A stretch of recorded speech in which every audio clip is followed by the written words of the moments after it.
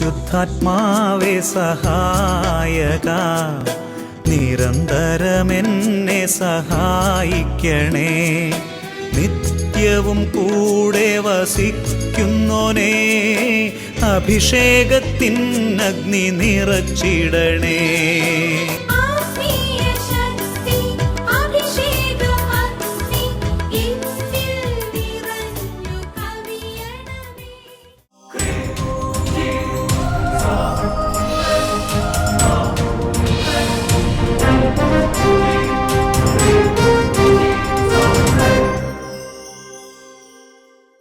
Praise the Lord. Praise the Lord. Hallelujah. Hallelujah. അഭിഷേകാഗ്നി വചന ശുശ്രൂഷകൾ സംബന്ധിക്കുവാൻ കർത്താവിനെ പ്രത്യേകം തിരഞ്ഞെടുക്കപ്പെട്ട നിങ്ങളെയും നിങ്ങളുടെ കുടുംബങ്ങളെയും പരിശുദ്ധ അമ്മയുടെ വിമല ഹൃദയത്തിനും ഈശോയുടെ തിരുഹൃദയത്തിനും പ്രതിഷ്ഠിക്കുന്നു. ഈശോയുടെ തിരുഹൃദയത്തിൽ നിന്ന് പിരിഞ്ഞു പോകാൻ നിങ്ങൾക്ക് ഇട വരാതിരിക്കട്ടെ. ആമേൻ. Praise the Lord. Praise the Lord. നിങ്ങൾ ഉറക്കെ ആമേൻ പറഞ്ഞായിരുന്നോ? നിങ്ങൾ അവിടെ നിന്ന് ഇതൊരു ആശീർവാദം, ഒരു അനുഗ്രഹമാണ്. ഉറക്കെ ആമേൻ പറയണം, സന്തോഷത്തോടെ പറയാം. Hallelujah, hallelujah, praise the Lord, praise the Lord. പ്രിയമുള്ള സഹോദരങ്ങളെ, വീണ്ടും ഈ ഞായറാഴ്ച കർത്താവിൻ്റെ വചനം കേൾക്കാൻ കർത്താവ് നമ്മൾ ഒരുമിച്ച് ചേർത്തിരിക്കുകയാണ്. കർത്താവാണ് കൂട്ടിക്കൊണ്ട് വരുന്നത്. ബഹുമാനപ്പെട്ട വട്ടാലച്ചനിലൂടെ ദൈവത്തിൻ്റെ പരിശുദ്ധാത്മാവ് തുടങ്ങി വെച്ച ഈ ശുശ്രൂഷ എത്രയോ വർഷങ്ങളായി കർത്താവ് തന്നെ നടത്തിക്കൊണ്ട് പോവുകയാണ്. നമുക്ക് കർത്താവിന് നന്ദി പറയാം. പ്രിയമുള്ള സഹോദരങ്ങളെ, ഇന്ന് പെട്ടെന്ന് എൻ്റെ മനസ്സിൽ വന്നൊരു വചനം യോഹന്നാൻ്റെ സുവിശേഷത്തിൽ 15-ാമത്തെ അധ്യായത്തിൽ 5-ാമത്തെ വാക്യമാണ്. കർത്താവിൻ്റെ ആത്മാവ് വെളിപ്പെടുത്തുകയാണ്, എന്നെ കൂടാതെ നിങ്ങൾക്ക് ഒന്നും ചെയ്യാൻ സാധിക്കില്ല. ഒന്നും എന്ന് പറഞ്ഞാൽ പിന്നെ ഒന്നുമില്ല. അതേസമയം ഫിലിപ്പി ലേഖനത്തിൽ 4:13 നിങ്ങൾക്കറിയാം, കർത്താവിൻ്റെ ആത്മാ പൗലോസ് ലേഖനത്തിൽ വെളിപ്പെടുത്തിയാണ്, എന്നെ ശക്തനാക്കുന്നവനിലൂടെ എല്ലാം എനിക്ക് ചെയ്യാൻ പറ്റും. ഒരു സ്ഥലത്ത് ഒന്നും പറ്റില്ല, മറ്റേ സ്ഥലത്ത് പറയുകയാണ് എല്ലാം പറ്റും. അതുകൊണ്ട് എൻ്റെ പ്രിയപ്പെട്ട സഹോദരങ്ങളെ, നമ്മുടെ ജീവിതത്തിൽ എല്ലാ കാര്യത്തിനും ദൈവത്തെ ആശ്രയിക്കണം. നമുക്കിപ്പോൾ ചെയ്യാൻ കഴിയുമെന്ന് പറയുന്ന പല കാര്യങ്ങളും വാസ്തവത്തിൽ ദൈവം നമ്മളെക്കൊണ്ട് ചെയ്യിപ്പിക്കുന്നത് കൊണ്ടാണ് ചെയ്യുന്നത്. അങ്ങനെ നമ്മൾ വിശ്വസിക്കണം. എല്ലാത്തിനും കർത്താവിനെ ആശ്രയിക്കണം. സിമ്പിൾ കാര്യത്തിന് കർത്താവിനെ ആശ്രയിക്കണം.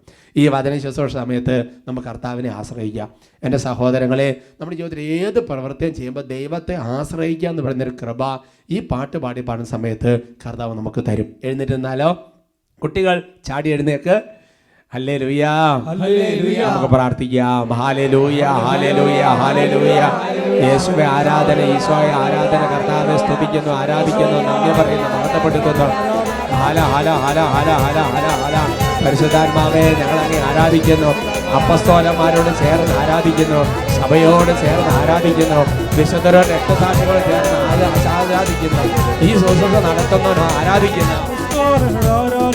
പരിശുദ്ധാത്മാവേ, വിശ്വാസത്താൽ അങ്ങേ ഞങ്ങൾ ആരാധിക്കുന്നു. കൈകളടിച്ച് അപ്പസ്തോലർ ആരാധിച്ചൊരു പരിശുദ്ധാത്മാവേ, വിശ്വാസത്താൽ അങ്ങേ ഞങ്ങൾ ആരാധിക്കുന്നു. മാളിക മുറിയിൽ തീയായി വന്നൊരു പരിശുദ്ധാത്മാവേ, അങ്ങേ ഞങ്ങൾ ആരാധിക്കുന്നു. കൈകളടിച്ച് സന്തോഷത്തോടെ മുറിയിൽ തീയായി വന്നൊരു പരിശുദ്ധാത്മാവേ, ദാഹത്തോടെ അങ്ങേ ഞങ്ങൾ ആരാധിക്കുന്നു. നിറയണമേ നീ ഇന്നുള്ളിൽ തീനാവുകൾ ഉയർത്തി ഒഴുകണമേ നീ ഇന്നുള്ളിൽ പുതിയൊരു നദിയായി. നിറയണമേ നീ ഇന്നുള്ളിൽ തീനാവുകളാ ഒഴുകണമേ നീ ഇന്നുള്ളിൽ പുതിയൊരു നദിയായി. ചെങ്കടൽ പോലും രണ്ടായി മാറ്റിയ അഭിഷേകം കാറ്റേ, നിറയും താഴ്വരയും പുതുജീവൻ പകരണമേ. ചെങ്കടൽ പോലും രണ്ടായി മാറ്റിയ അഭിഷേകം കാറ്റേ, അസ്ഥികൾ നിറയും താഴ്വരയും പുതുജീവൻ പകരണമേ. അപ്പസ്തോലർ ആരാധിച്ചൊരു പരിശുദ്ധാത്മാവേ, വിശ്വാസത്താൽ അങ്ങേ ഞങ്ങൾ ആരാധിക്കുന്നു. വിശ്വസിക്കുന്നു. പരിശുദ്ധാത്മാവേ, പരിശുദ്ധാത്മാവേ, പരിശുദ്ധാത്മാവേ, പരിശുദ്ധാത്മാവേ. ഒരുമിച്ച് ഉച്ചത്തിൽ പരിശുദ്ധാത്മാവേ, പരിശുദ്ധാത്മാവേ, പരിശുദ്ധാത്മാവേ, പരിശുദ്ധാത്മാവേ. ഓ പ്രിയ പരിശുദ്ധാത്മാവേ, ഞങ്ങൾ ഈ സമയത്ത് പ്രാർത്ഥിക്കുകയാണ്, ഞങ്ങൾ ഒരുമിച്ച് അങ്ങേ സ്തുതിക്കുകയാണ്, ഞങ്ങളങ്ങേ ആരാധിക്കുകയാണ്.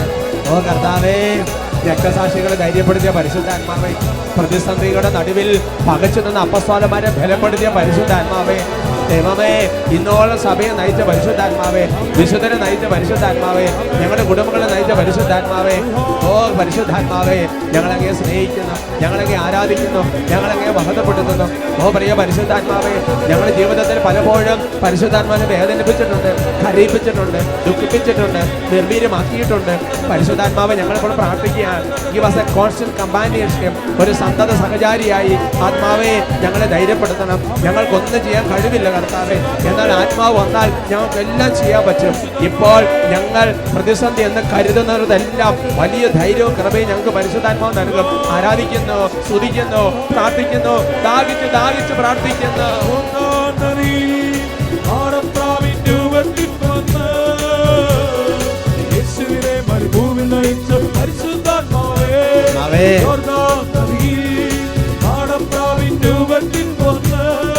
ആത്മാവേ, യേശുവിനെ മരുഭൂമിയിൽ നയിച്ച പരിശുദ്ധാത്മാവേ, സാത്താൻ മുന്നിൽ പ്രലോഭനത്തിൽ എല്ലും പതറാതെ അഭിഷേകത്തോടെ നയിക്കും പരിശുദ്ധാത്മാവേ. വിശ്വസിച്ച് സാത്താൻ മുന്നിൽ പ്രലോഭനത്തിൽ എല്ലും പതറാതെ അഭിഷേകത്തോടെ നയിക്കും പരിശുദ്ധാത്മാവേ.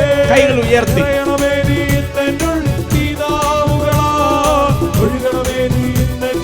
പുതിയൊരു നദിയായി.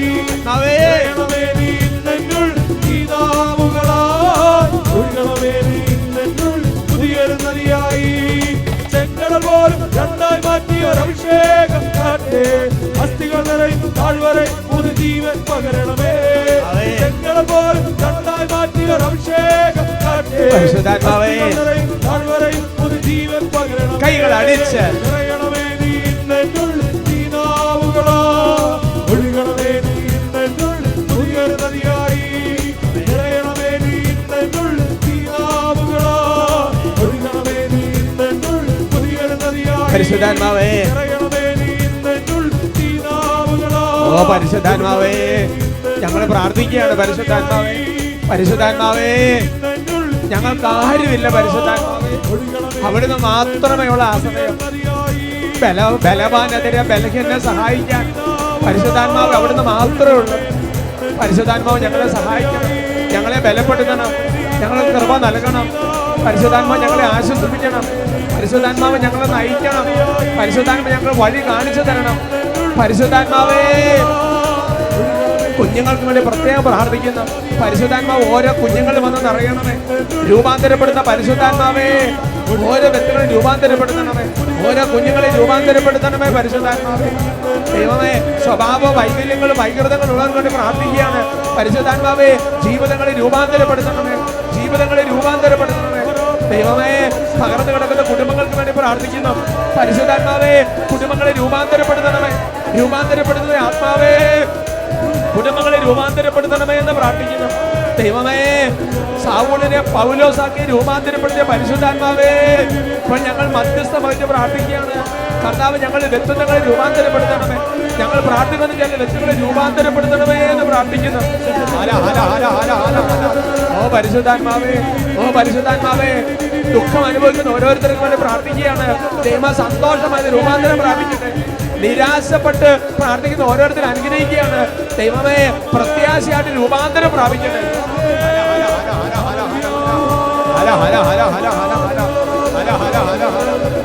ആരാധന ആരാധന ഹൃദയം കഠിനമായപ്പോൾ ഓരോരുത്തർക്കും വേണ്ടി പ്രാർത്ഥിക്കുന്നത് മാംസളമായി ഹൃദയമായി രൂപാന്തരപ്പെടട്ടെ. ഓ പരിശുദ്ധാത്മാവേ, ആവശ്യക്കാരന്റെ ആവശ്യത്തിന് രൂപാന്തരപ്പെടണമേ.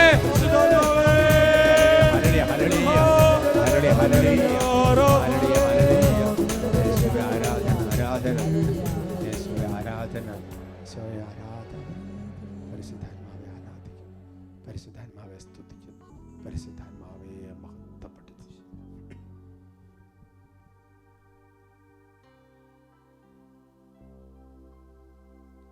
Praise the Lord. Praise the Lord. Hallelujah. Hallelujah. നമുക്കിരിക്കാം. ഓരോ പ്രാർത്ഥനാ ശുശ്രൂഷകൾ കഴിയുമ്പോഴും പരിശുദ്ധാത്മാവ് നമ്മുടെ ജീവിതത്തിൽ ഇടപെടുന്നുണ്ട്. സന്തോഷത്തോടെ പറയാം hallelujah. Hallelujah. Price the Lord. Praise the Lord. ഇന്ന് നമ്മൾ ചിന്തിക്കുന്ന വിഷയം മടുപ്പ് തോന്നാൻ സാധ്യതയുള്ള 3 കാര്യങ്ങൾ സന്തോഷത്തോടെ പറയാം hallelujah, hallelujah, price the Lord. Praise the Lord. പ്രിയമുള്ള സഹോദരങ്ങളെ, നമ്മുടെ ആധ്യാത്മിക ജീവിതത്തിൽ നമുക്ക് മടുപ്പ് തോന്നാൻ സാധ്യതയുള്ള ചില വിഷയങ്ങളുണ്ട്. ചില ആൾക്കാർ പറയാറുണ്ട് ഭക്ഷണത്തോട് മടുപ്പായി, അല്ലേ, യാത്ര ചെയ്യാൻ മടുപ്പായി, പണ്ടത്തെ പോലെയൊക്കെ പറ്റുന്നില്ല എന്നൊക്കെ പറഞ്ഞ് നൈസർഗികമായി വരുന്ന ചില വാക്കുകളാണ്. എന്ന് പറയുന്നത് പോലെ ആധ്യാത്മിക ജീവിതത്തിൽ നമുക്ക് മടുപ്പ് വരാൻ സാധ്യതയുള്ള ചില മേഖലകളെക്കുറിച്ച് വചനം വളരെ ജാഗ്രതയോടെ ശ്രദ്ധ പുലർത്താൻ നമ്മളെ ഓർമ്മപ്പെടുത്തുന്നുണ്ട്. നമുക്ക് മടുപ്പ് വരാൻ സാധ്യതയുള്ള ഒന്നാമത്തെ ഒരു സംഗതിയാണ് പ്രാർത്ഥനയിൽ മടുപ്പ് വരരുത്, വരാം. Hallelujah, hallelujah. പ്രാർത്ഥനയിൽ മടുപ്പ് വരാം. എൻ്റെ സഹോദരങ്ങളെ, ചില മനുഷ്യർ പറയുന്ന ചില വാക്കുകൾ എൻ്റെ മനസ്സിലുണ്ട്. ചില പറയുന്നത് എങ്ങനെയാണ് വെച്ചാൽ, എത്ര പ്രാർത്ഥിച്ചിട്ട് ഈ കാര്യം നടക്കുന്നില്ല, പ്രാർത്ഥിച്ച് മടുത്തു. അപ്പം ഞാൻ ചിലപ്പോൾ ചോദിക്കാം, ഇന്ന പ്രാർത്ഥനകൾ, അതൊക്കെ എത്രയോ തവണ ചൊല്ലിക്കഴിഞ്ഞ്. അപ്പോൾ പ്രാർത്ഥിച്ചിട്ട് കാര്യം നടക്കാതെ വരുമ്പോൾ നമുക്ക് മടുപ്പ് നമ്മുടെ ജീവിതത്തിൽ വരാം. ഞാൻ ഓർക്കാണ്, ചില പ്രത്യേക വിഷയങ്ങൾക്ക് വേണ്ടി ചങ്ക് പറഞ്ഞ് മധ്യസ്ഥ പ്രാർത്ഥന നടത്തുന്ന ചില വ്യക്തികൾ പറഞ്ഞിരിക്കുന്ന ചില വാക്കുകൾ ഈ നാളുകൾ പറഞ്ഞ് ഞാൻ ഓർക്കാം. ഇത്ര പ്രാർത്ഥിച്ചിട്ട് ഇത്രയൊക്കെ ചെയ്തിട്ട് ഇത്ര ഉപവാസം എടുത്തിട്ട് ഒരു ചേഞ്ചും വരുന്നില്ലല്ലോ. അവർക്ക് പറയാം ഹല്ലേലൂയ, ഹല്ലേലൂയ. അതൊക്കെ നമ്മുടെ ജീവിതത്തിൽ മടുപ്പ് തോന്നാം. അതുകൊണ്ട് എൻ്റെ സഹോദരങ്ങളെ, നമുക്ക് മടുപ്പ് തോന്നാൻ സാധ്യതയുള്ളത് കൊണ്ട് ദൈവമായ കർത്താവ് അത് മുൻകൂട്ടി പറഞ്ഞിട്ടു. എന്താ പറഞ്ഞിട്ടത്? പ്രഭാഷകന്റെ പുസ്തകത്തിൽ 7-ാമത്തെ അധ്യായത്തിന്റെ 10-ാം തിരുവചനം, ബുക്ക് ഓഫ് സിറാഖ് ചാപ്റ്റർ 7:10, പ്രാർത്ഥനയിൽ മടുപ്പ് തോന്നരുത്. Hallelujah, hallelujah. പ്രാർത്ഥനയിൽ മടുപ്പ് തോന്നരുത്. ഉദാഹരണം പറഞ്ഞാൽ, ഇപ്പോൾ കുട്ടികൾ നടന്നു പോകുന്ന സമയത്ത് ചിലപ്പോൾ മാതാക്കന്മാർ പറയും, മോളെ മഴ പെയ്തിട്ടുണ്ട്, അവിടെ തെന്നി വീഴും, സൂക്ഷിച്ചു പോകണം എന്ന് പറയുന്നത് എന്തിനു വേണ്ടിയിട്ടാണ്? അതിനകത്ത് തെന്നി വീഴാതിരിക്കാൻ വേണ്ടിയിട്ടാണ് എന്ന് പറയുന്നത് പോലെ കർത്താവ് പറയുകയാണ്, പ്രാർത്ഥനയിൽ മടുപ്പ് തോന്നരുത് എന്ന് പറഞ്ഞാൽ അതിനകത്ത് വീണ് പോകരുത്. അപ്പോൾ പലവിധ സാഹചര്യങ്ങളിൽ നമുക്ക് പ്രാർത്ഥനയിൽ മടുപ്പ് വരാം. ഒരു സാധ്യത എന്ന് പറയുന്നത് പലതരത്തിൽ വരാം. സാത്താൻ മടുപ്പ് കൊണ്ടും തരാം, അങ്ങനെയെങ്കിൽ ദൈവം ചിലപ്പോൾ നമുക്ക് ശുദ്ധീകരണത്തിന് വേണ്ടി ഇതൊക്കെ അനുവദിക്കാം. അങ്ങനെ ആധ്യാത്മികമായ പല കാര്യങ്ങൾ അതിൻ്റെ പുറകിൽ കാണാം. എന്നാൽ സാധാരണഗതിയിൽ നമുക്ക് വരുന്ന ചില മടുപ്പുകളെ കുറിച്ചാണ് ഇപ്പോൾ പറയാൻ വേണ്ടി വിചാരിക്കുന്നത്. പല കാരണങ്ങളുണ്ട്. ഒരു ടോക്ക് പറയുമ്പോൾ ഇത് തന്നെ എന്ന് വിചാരിച്ചത് വേറെ, അതിന് പല വശങ്ങളുമുണ്ട്. ഒരു കാര്യം കോമൺ ആയിട്ട് കാണുന്ന ഒരു കാര്യം, നമ്മൾ പ്രാർത്ഥിക്കുന്ന ഒരു കാര്യം കിട്ടാതെ വരുമ്പോൾ നമുക്ക് മടുപ്പ് തോന്നാം പ്രാർത്ഥന. അതിനെക്കുറിച്ച് നമ്മൾ മനസ്സിലാക്കേണ്ട ഒരു കാര്യമെന്ന് പറയുന്നത്, ഒരു കാര്യം കിട്ടാൻ വേണ്ടി അല്ല നമ്മൾ പ്രാർത്ഥിക്കേണ്ടത്, മറിച്ച് എന്താണ്? ആഗ്രഹിക്കണം, ചോദിക്കണം. അതെല്ലാം ദൈവത്തിൻ്റെ ഇഷ്ടമനുസരിച്ച് നടക്കാനുള്ള, കഴിഞ്ഞ എപ്പിസോഡിൽ പറഞ്ഞതുപോലെയുള്ള ഒരു മനസ്സ് നമ്മുടെ ജീവിതത്തിൽ വരണം. എനിക്ക് അതിനെക്കുറിച്ച് നല്ലൊരു വചനഭാഗം നിങ്ങളുടെ ശ്രദ്ധയിൽപ്പെടുത്താനുള്ളത് ദാനിയേൽ പ്രവചനത്തിൽ 3-ാമത്തെ അധ്യായത്തിൻ്റെ 17-18 തിരുവചനങ്ങളാണ്. Book of Daniel chapter 3:17 and 18. നമുക്ക് ഒരുമിച്ച് വായിക്കാം. കുട്ടികളെല്ലാം കൂടി ചേർന്ന് നല്ല ഉറക്ക വചനം വായിക്കാം. രാജാവേ, ഞങ്ങൾ സേവിക്കുന്ന ഞങ്ങളുടെ ദൈവം എരിയുന്ന തീച്ചൂളയിൽ നിന്ന് ഞങ്ങളെ രക്ഷിക്കാൻ കഴിവുള്ളവനാണ്. അവിടുന്ന് ഞങ്ങളെ നിന്റെ കയ്യിൽ നിന്ന് മോചിപ്പിക്കും. ഈ കാര്യം നീ അറിഞ്ഞുകൊള്ളുക. അവിടുന്ന് ഞങ്ങളെ മോചിപ്പിച്ചില്ലെങ്കിൽ പോലും ഞങ്ങൾ നിന്റെ ദേവന്മാരെയോ നീ നിർമ്മിച്ച സ്വർണ്ണ ബിംബത്തെയോ ആരാധിക്കുകയില്ല. സന്തോഷത്തോടെ പറഞ്ഞു ഹല്ലേലൂയ, ഹല്ലേലൂയ. അപ്പോ അവിടെ രാജാവ് ദാനിയേലിന്റെ കൂടെയുള്ള 3 സഹോദരന്മാരെയും കൂടെ എരിയുന്ന തീച്ചൂളയിലേക്ക് ഇടുമ്പോൾ ദാനിയേല് വളരെ കൃത്യമായിട്ട് ഒരു ആധ്യാത്മികതയുടെ, പ്രാർത്ഥനയുടെ ശരിക്കുള്ള സ്പിരിച്വാലിറ്റി അവതരിപ്പിക്കുക. ദാനിയേൽ പറയാണ്, എരിയുന്ന തീച്ചൂളയിൽ നിന്ന് ഞങ്ങളെ രക്ഷിക്കാൻ കഴിവുള്ളവൻ തന്നെയാണ് ഞങ്ങളുടെ ദൈവം. അവിടുന്ന് ഞങ്ങളെ രക്ഷിക്കുക തന്നെ ചെയ്യും, ഞങ്ങളെ പ്രാർത്ഥന കേൾക്കുക തന്നെ ചെയ്യും. ഇനി ഈ പ്രാർത്ഥന കേട്ടില്ലേലും ഞങ്ങൾ രക്ഷിച്ചില്ലേലും ഞങ്ങൾക്കൊരു ചുക്കുമില്ല എന്ന് പറയുന്നത് പോലെയാണ് പറയുന്നത്. ഞങ്ങൾക്കൊരു വിഷയമില്ല, ഞങ്ങളുടെ കർത്താവിനോട് ചേർന്ന് നിൽക്കും. അവരൊക്കെ പറയാം ഹല്ലേലൂയ. ഞാൻ അവർക്ക് എൻ്റെ സഹോദരങ്ങൾ അനേകം വ്യക്തികൾ, പ്രത്യേകിച്ച് യുവതി യുവാക്കന്മാരടക്കം, എന്തെങ്കിലും കാര്യം പ്രാർത്ഥിച്ചിട്ട് നടന്നില്ല എങ്കിൽ ഉടനെ തന്നെ ഇനി പ്രാർത്ഥിച്ചിട്ട് കാര്യമില്ല, എനിക്ക് ദൈവം വേണ്ട, അതാണ് ദൈവത്തെ പറയാം. എൻ്റെ പ്രിയപ്പെട്ട അതല്ല. അവരൊക്കെ പറയാം ഹല്ലേലൂയ. സന്തോഷത്തോടെ പറയാം ഹല്ലേലൂയ.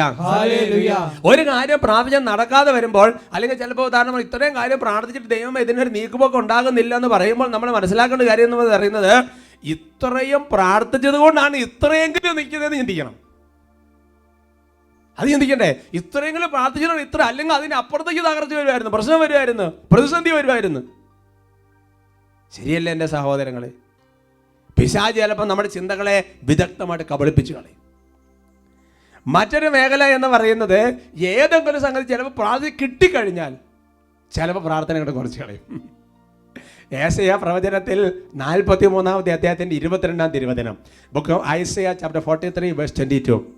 എന്നിട്ടും യാക്കോബേ, നീ എന്നെ വിളിച്ചപേക്ഷിച്ചില്ല, ഇസ്രായേലേ, നീ എൻ്റെ നേരെ മടുപ്പ് കാണിച്ചു.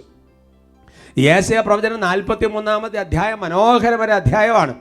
അവിടെ ദൈവം ഒരുപാട് കാര്യങ്ങൾ, മരുഭൂമിയിലെ നീർച്ചാലുകൾ എന്ന് പറഞ്ഞാൽ അതുപോലെ ബ്ലെസ്സിങ്, അതുപോലെ അനുഗ്രഹങ്ങൾ. ഇതാ ഒരു പുതിയ കാര്യം ഞാൻ ചെയ്യാൻ പോകുന്നു, അത് നാമ്പെടുക്കുന്നു, അത് മുളവെട്ടുന്നു എന്ന് വേണ്ട 100 കണക്കിന് ബ്ലെസ്സിങ്, അനുഗ്രഹങ്ങൾ, ദൈവം വാഗ്ദാനം, പ്രോമിസസുകൾ എല്ലാം നടക്കുകയാണ്. എന്നിട്ട് യാക്കോബിനെ യാക്കോബ് ഇസ്രായേലാണ്, ദൈവജനത, നമ്മളെ വിളിച്ച് കർത്താവ് പറയുകയാണ്, ഇതൊക്കെ ചെയ്തു തന്നിട്ട് നീ എൻ്റെ നേരെ മടുപ്പ് കാണിച്ചു, പ്രാർത്ഥനയെ മടുപ്പ് കാണിച്ചു. ദൈവം ഒരുപാട് കാര്യങ്ങൾ ചെയ്തു കൊടുത്തിട്ടപ്പോൾ പ്രാർത്ഥന അങ്ങോട്ട് കുറച്ച് കളയും, ദൈവമുള്ള ബന്ധം അങ്ങോട്ട് കുറച്ച് കളയും. അത് ഞാൻ ശ്രദ്ധിച്ചിട്ടുണ്ട്.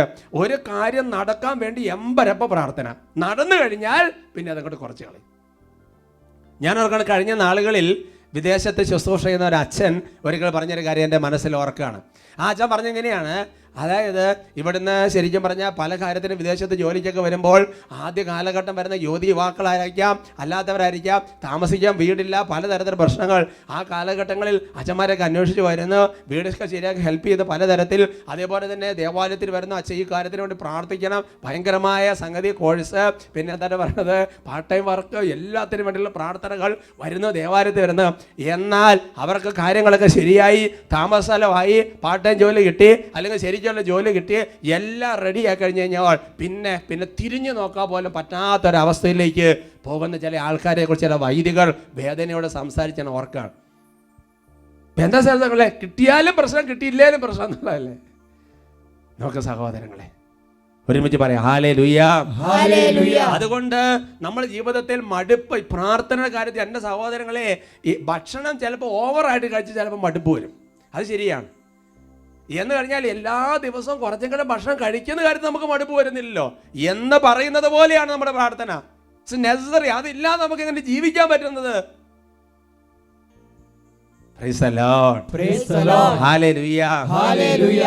രണ്ടാമത് വിശുദ്ധ ഗ്രന്ഥം പഠിപ്പിക്കുന്ന ഒരു കാര്യം, നമുക്ക് മടുപ്പ് വരാൻ സാധ്യത രണ്ടാമത്തെ ഒരു മേഖല അതിതാണ്, നന്മ ചെയ്യുന്നതിൽ ചിലപ്പോൾ മടുപ്പ് വരാം. നന്മ ചെയ്യുന്നതിൽ മടുപ്പ് വരാം. തെസ്സലോനിക്കക്കാർക്ക് 2-ാമത്തെ ലേഖനത്തിൽ 3-ാമത്തെ അധ്യായത്തിന്റെ 13-ാം തിരുവചനം, 2 Thessalonians chapter 3 verse 13, പൗലോസ്ലേഖ ഒരു മുൻകരുതല്, ഒരു വാണിംഗ്, ഒരു ശ്രദ്ധ പറഞ്ഞിടുകയാണ്.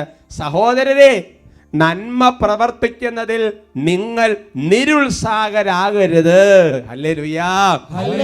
അപ്പൊ നന്മ പ്രവർത്തിക്കുന്നതില് നിങ്ങൾക്ക് മടുപ്പ് വരരുത്, നന്മ പ്രവർത്തിക്കുന്നതില് നിങ്ങൾക്ക് മടി വരരുത്, നന്മ പ്രവർത്തിക്കുന്നതിൽ നിങ്ങൾക്ക് നല്ല ഉത്സാഹമാണ് വരേണ്ടത്. Price the Lord. ഹല്ലേലൂയ. അതുകൊണ്ട് എൻ്റെ സഹോദരങ്ങളെ, നമ്മുടെ ജീവിതത്തിൽ കുറേ നന്മകൾ, നന്മ പ്രവർത്തികൾ, അത് കുടുംബാംഗങ്ങൾക്കാകാം, കുടുംബത്തിന് പുറത്തുള്ളാവാം, സമൂഹത്തിലായിരിക്കാം, സഭയിലായിരിക്കാം, സംഘടനകളിലായിരിക്കാം, ജോലി സ്ഥലത്തായിരിക്കാം, ഒരുപാട് മേഖലകളിൽ അങ്ങനെ കുറേ നന്മയൊക്കെ ചെയ്ത് കഴിയുമ്പോൾ ചിലപ്പോൾ ഒരു മടുപ്പ് പിശാച് കൊണ്ടുവരാം. മടുപ്പ് തോന്നാതിരിക്കണമെങ്കിൽ, നന്മ ചെയ്യുന്നതിൽ മടുപ്പ് തോന്നാതിരിക്കണമെന്നുണ്ടെങ്കിൽ ഉത്സാഹം തരുന്ന ചില കാര്യങ്ങൾ അതിനുണ്ടെങ്കിൽ കുഴപ്പമില്ല. ഹല്ലേലൂയ. അപ്പൊ കുട്ടികൾക്കാണെങ്കിൽ ചില ഉത്സാഹമുള്ള, ഇൻട്രസ്റ്റ് ഉള്ള കാര്യമുണ്ട്, ഒരു മടുപ്പുമില്ല. ഭക്ഷണം കഴിച്ചാലും കുഴപ്പമില്ല, ഉറങ്ങില്ലാലും കുഴപ്പമില്ല, അങ്ങനത്തെ ഒരു അവസ്ഥ.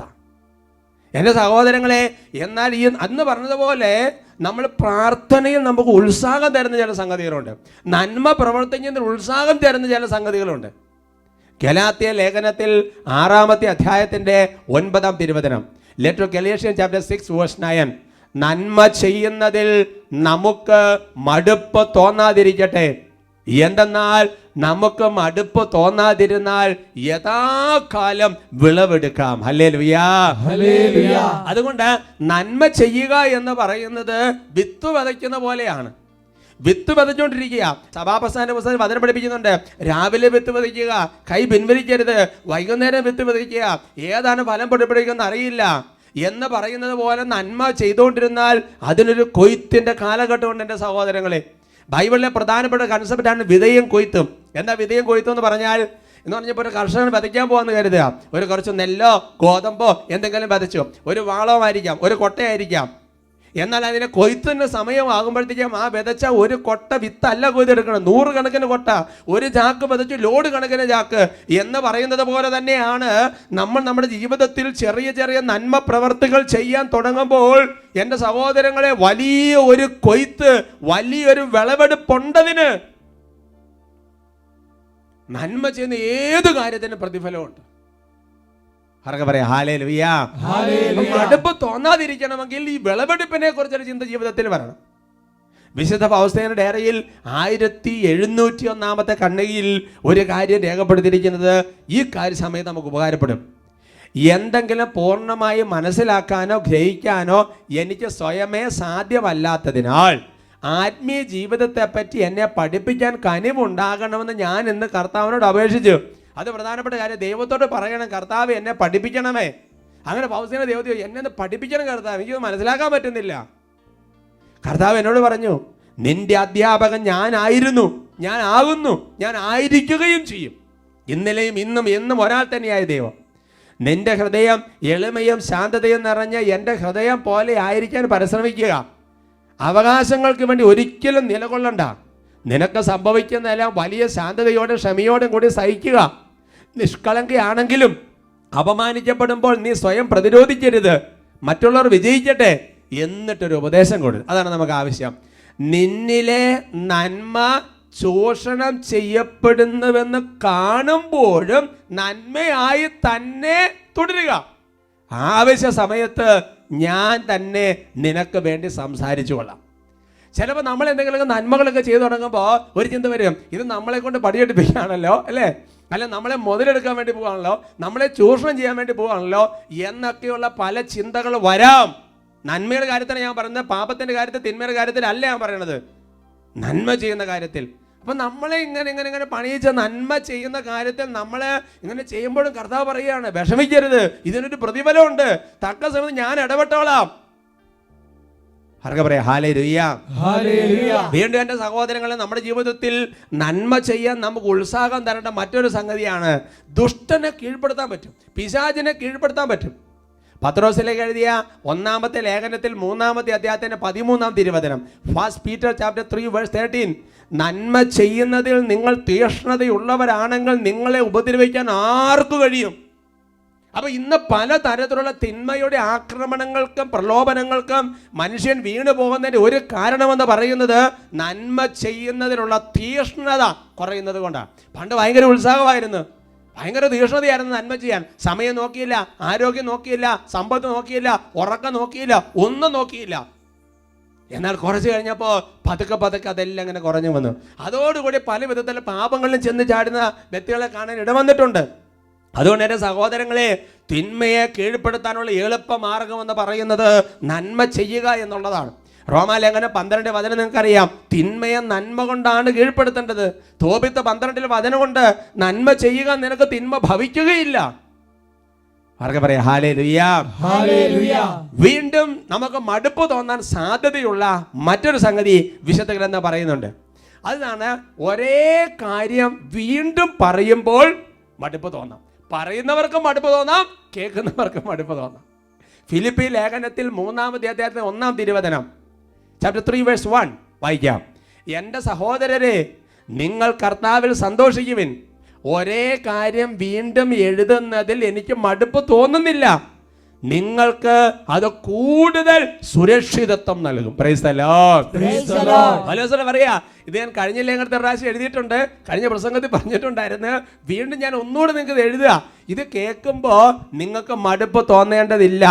കാരണം ആവർത്തിച്ച് ഞാൻ ഈ കാര്യങ്ങൾ പറഞ്ഞുകൊണ്ടിരിക്കുന്നത് ഇത് നിങ്ങൾക്ക് വലിയ സുരക്ഷിതത്വം നൽകും, വലിയ സുരക്ഷിതത്വം നൽകും. ചിലപ്പോൾ കുടുംബങ്ങളിൽ ചിലപ്പോൾ മക്കളായിരിക്കാം, ചിലപ്പോൾ പല ആൾക്കാരും പറയാം, ഇതൊന്ന് നിർത്താവോ, ഇത് രാവിലെ ഇത് തന്നല്ലാതെ വേറൊരു സംഗതി പറയാനില്ല, കേട്ട് കേട്ട് മടുത്തു ഈ ഉപദേശം, അല്ലേ? ശരിയല്ലേ സഹോദരങ്ങളെ? അല്ലേ? ഹേയ്, ഇത് എത്ര തവണ ഇത് പറയും, ഇന്നലെ പറഞ്ഞു, ഞാൻ നമ്മൾ എന്താ ബോധമില്ല, നമുക്ക് അറിയാൻ പാടില്ല ഇത്. എൻ്റെ സഹോദരങ്ങൾ, അതുകൊണ്ട് ഇങ്ങനെ ഉപദേശങ്ങളും തിരുത്തലുകളും ഒക്കെ കൊടുക്കുന്ന ആൾക്കാർക്ക് ഇത് ആവർത്തിക്കുന്നത് മടുപ്പ് തോന്നരുത്. ശ്രീക പറയുക, കാരണം നമുക്ക് ഭരമേൽപ്പിക്കപ്പെട്ടിരിക്കുന്ന നമ്മുടെ മക്കള്, നമുക്ക് ഭരമേൽപ്പിക്കപ്പെടുന്ന നമ്മുടെ ജീവിത പങ്കാളി, നമുക്ക് ഭരമേൽപ്പിക്കുന്ന ആൾക്കാർ, അവരെ സുരക്ഷിതരാക്കാനുള്ള ഒരു ദൈവിക പ്രവൃത്തിയാണത്. പത്രോസ്ലീഹ തൻ്റെ 2-ാമത്തെ ലേഖനത്തിൽ 3-ാമത്തെ അധ്യായത്തിന് 1-ാമത്തെ വാക്യത്തിൽ പറയുകയാണ്, പ്രിയപ്പെട്ടവരെ, ഞാൻ നിങ്ങൾക്ക് എഴുതുന്ന 2-ാമത്തെ ലേഖനമാണല്ലോ ഇത്. ഈ 2 ലേഖനങ്ങളിലും ചില കാര്യങ്ങൾ ഓർമ്മിപ്പിച്ചുകൊണ്ട് നിങ്ങളുടെ നിഷ്കളങ്ക മനസ്സിനെ ഞാൻ ഉണർത്തുകയാണ്. ശ്രീക പറയുകയാണ്, നിങ്ങളെ ഓർമ്മിപ്പിക്കുകയാണ് ഞാൻ. അങ്ങനെ ഓർമ്മിച്ചുകൊണ്ട് നിങ്ങളുടെ മനസ്സിനെ മറന്നു കിടക്കുന്ന സംഗതികളെ ഞാൻ നിങ്ങളെ ഓർമ്മപ്പെടുത്തി എടുക്കുകയാണ്. ഉറക്കെ പറയാം, ഹല്ലേലൂയ, പ്രൈസ് ദി ലോർഡ്. കാരണം ഓർമ്മപ്പെടുത്താതിരുന്നാൽ കുറച്ച് കഴിയുമ്പോൾ എല്ലാത്തിലും ലാഘവബുദ്ധി വരും, ജാഗ്രത നഷ്ടപ്പെടും, അവയിൽ നിന്ന് അകന്നു പോകാൻ ഇടവരുകയും ചെയ്യും. അതുകൊണ്ട് യേശയ്യാ പ്രവചനം 47:13 പഠിപ്പിക്കുക, ഉപദേശങ്ങൾ കൊണ്ട് നിനക്ക് മടുപ്പായില്ലേ എന്ന് യേശയ്യായിലൂടെ കർത്താവിന്റെ ആത്മാവ് വെളിപ്പെടുത്തുകയാണ്. ഉറക്കെ പറയാം, ഹല്ലേലൂയ, ഹല്ലേലൂയ. അതുകൊണ്ട് ബൈബിളിന്റെ സ്പിരിച്വാലിറ്റി എന്ന് പറയുന്നത് തന്നെ എന്താ? ആവർത്തനമാണ്. ബൈബിളിന്റെ സ്പിരിച്വാലിറ്റി ആവർത്തനമാണ് സഹോദരങ്ങളെ. സങ്കീർത്തനങ്ങൾ എന്താ? ആവർത്തനമാണ്, അല്ലേ? ദൈവം ഏകനാണ്, ദൈവം ഏകനാണ്, ദൈവം ഏകനാണ് എന്നൊക്കെ പല തവണ ആവർത്തിച്ച് പറയുമ്പോൾ നമ്മുടെ ഹൃദയത്തിലേക്ക് പ്രവേശിക്കുകയാണ്. ഇപ്പോൾ ബൈബിളിലെ പ്രാർത്ഥനകൾ തന്നെ ആവർത്തനമാണ്. നമ്മുടെ വിശുദ്ധ കുർബാനയുടെ പല ആവർത്തനത്തിൽ ഒരു കാര്യമുണ്ട്, അത് ബൈബിളിന്റെ സ്പിരിച്വാലിറ്റിയാണ്. Praise the Lord, praise the Lord, hallelujah, hallelujah. അതുകൊണ്ട് നമ്മൾ വഴക്ക് പറയുമ്പോൾ, ശാസിക്കുമ്പോൾ, തിരുത്തുമ്പോൾ, സുഭാഷിതങ്ങൾ 3:11, കർത്താവിന്റെ ശിക്ഷണത്തെ നിന്ദിക്കരുത്, അവിടുത്തെ ശാസനത്തിൽ നമുക്ക് മടുപ്പ് തോന്നുകയും അരുത്. Price the Lord, praise the Lord. അതുകൊണ്ട് എൻ്റെ സഹോദരങ്ങളെ, മടുപ്പ് തോന്നാതിരിക്കണമെങ്കിൽ ഈ കാര്യങ്ങൾക്ക് പറയിൽ ഇങ്ങനത്തെ നന്മകൾ ഉണ്ടെന്നൊരു ബോധ്യം നമ്മുടെ ഹൃദയത്തിൽ നിറയട്ടെ. അതുകൊണ്ട് എൻ്റെ സഹോദരങ്ങളെ, പ്രാർത്ഥനയിൽ മടുപ്പ് തോന്നരുത്, നന്മ ചെയ്യുന്നതിൽ മടുപ്പ് തോന്നരുത്, ഉപദേശം കൊടുക്കുന്നതിലും സ്വീകരിക്കുന്നതിലും മടുപ്പ് തോന്നരുത്. കർത്താവ് വൃത്തി അനുഗ്രഹിക്കട്ടെ.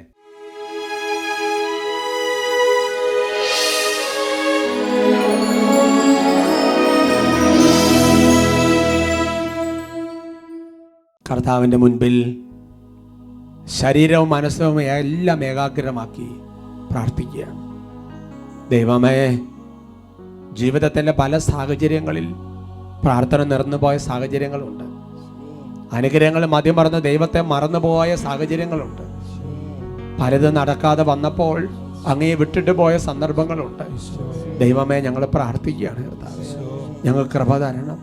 വീണ്ടും കർത്താവ് ആരോഗ്യം നൽകും, വീണ്ടും കൃപ നൽകും. ഉറച്ച് വിശ്വസിക്കുക. ദൈവമേ, പലപ്പോഴും നന്മ ചെയ്യലൊക്കെ മതിയാക്കി, ആർക്ക് വേണ്ടിയിട്ടാ, ഇതെന്തിനാ ഇത്, അങ്ങനെയൊക്കെ ചിന്തിച്ചു പോയ കാലഘട്ടങ്ങളുണ്ട്. ഈശോയെ മാപ്പ് ചോദിക്കുകയാണ്.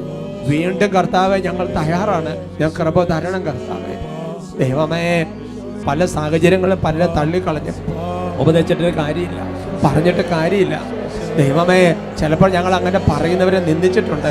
ദൈവം മാപ്പ് ചോദിക്കുകയാണ്. സ്വീകരിക്കാനും ഉപദേശങ്ങൾ കൊടുക്കാനും വലിയ കൃപ നൽകണമേ. കരങ്ങൾ തുറന്ന് പിടിച്ച് വലിയ ഹൃദയ തുറവിയോടെ പ്രാർത്ഥിക്കുന്നു.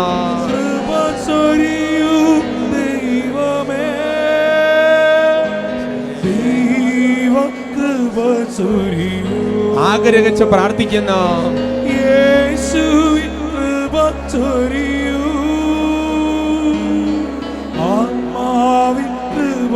കരങ്ങൾ ഉയർത്തി ഉച്ചത്തിൽ വിളിച്ച്